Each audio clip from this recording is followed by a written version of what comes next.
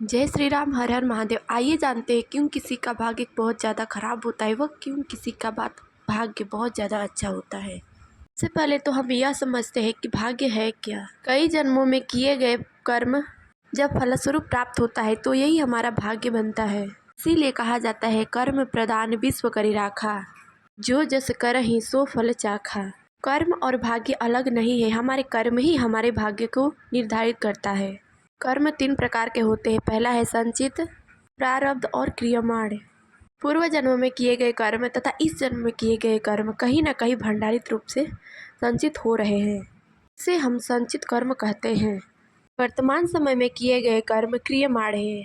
संचित कर्मों से जो कर्म इस जन्म में फल स्वरूप प्राप्त होता है, यही हमारा प्रारब्ध है। शास्त्रों में 4 प्रकार का पुरुषार्थ का वर्णन मिलता है। अर्थ, धर्म, काम, मोक्ष। इसमें अर्थ और काम पूर्णतया प्रारब्ध के अधीन है। इसमें परिवर्तन कर पाना लगभग असंभव है। यानी लाभ, जीवन, मरण, यश, अपयश, यह सब विधि के हाथ में ही निर्धारित होता है। विधि हमारे कर्मों के फलस्वरूप ही हमारा भाग्य निर्धारित करती है। हमें सदैव ऐसे ही कर्म करने चाहिए जिससे अपना तो भला हो परंतु दूसरे का कोई नुकसान ना हो।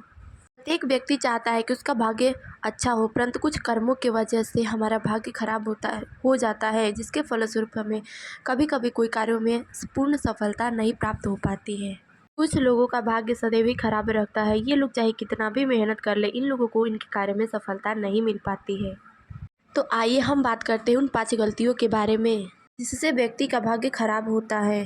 पहला है वाणी। शास्त्रों में अपनी वाणी पर नियंत्रण रखने को कहा गया है। वाणी यानी कि अपनी भाषा पर। जो लोग अपनी वाणी पर संयम नहीं रखते, उन्हें कई तरह की दिक्कतों का सामना करना पड़ सकता है। जो लोग भी किसी को भी अकारण ही उल्टा सीधा बोलते रहते हैं, इस कर्म के फलस्वरूप भी उनका भाग्य खराब होता रहता है। दूसरा है आचरण। यह बात हमें हमेशा सिखाई जाती है कि हमें अपने आचरण को कभी भी गलत नहीं करना चाहिए। हमें हमेशा अपना आचरण सही रखना चाहिए। गलत आचरण का, गलत व्यवहार का हमारे जीवन पर, हमारे भाग्य पर गलत प्रभाव पड़ता है, नकारात्मक प्रभाव पड़ता है। यही कारण है कि गलत आचरण होने के कारण हमारा भाग्य पर भी उसका गलत प्रभाव दिखने लगता है। तीसरा है कर्म। जाता है कि हमें सदैव ऐसे ही कर्म करने चाहिए जिससे दूसरों को कोई नुकसान ना हो। लेकिन जो लोग अपनी भलाई के चक्कर में दूसरे को गलत करते, दूसरे के साथ गलत व्यवहार करते हैं, वो अपने ही कर्मों के कारण अपना भाग्य खराब कर बैठते हैं। चौथा है जिम्मेदारियाँ। जिम्मेदारियों से हमारे जीवन में एक गहरा संबंध होता है। कहते हैं कि जो लोग भी अपने जिम्मेदारियों से दूर भागते हैं, वैसे ही उनको अपने जीवन में बहुत ही दिक्कतों का सामना करना पड़ता है।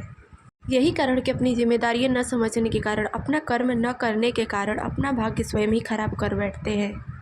पांचवा है सहायता। हमारे सहायता में किसी भी निसहाय व्यक्ति को सहायता करने का बहुत ही बड़ा पुण्य माना गया है। इसीलिए अगर हम किसी की सहायता करने में सक्षम हैं तो उसकी सहायता करने से हमें पीछे बिल्कुल भी नहीं हटना चाहिए। कहते हैं कि आपके क्षमतावान होते हुए भी अगर आप किसी की सहायता नहीं करते हैं तो ईश्वर भी आपकी सहायता नहीं करता है, तब आपका भाग्य कमज़ोर होने लगता है। ये थे कुछ मुख्य 5 गलतियाँ जिससे हमारा भाग्य हम स्वयं ही खराब कर बैठते हैं। कहते हैं कि हमें वही मिलता है जो हमारे भाग्य में होता है, लेकिन भाग्य भी हमें वही देता है जैसा हमारा कर्म होता है। अगर किसी बुरे व्यक्ति के साथ हमेशा अच्छा ही होता है तो समझ लीजिए कि उसके पिछले जन्मों द्वारा संचित किए हुए पुण्य कर्म है जो कि इस जन्म में उसका साथ दे रहे हैं।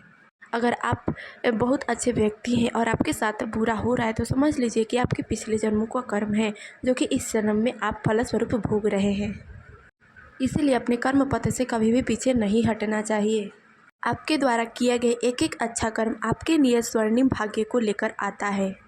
जिस तरह पानी का एक एक बूंद एक तालाब को भरने में सक्षम होता है, वैसे ही आपका कर्म भी आपके अच्छे और बुरे भाग्य को निर्धारित करने में सक्षम होता है। तो इस वीडियो में बस इतना ही। मिलता है अगले वीडियो में, तब तक के लिए जय श्री राम, हर हर महादेव।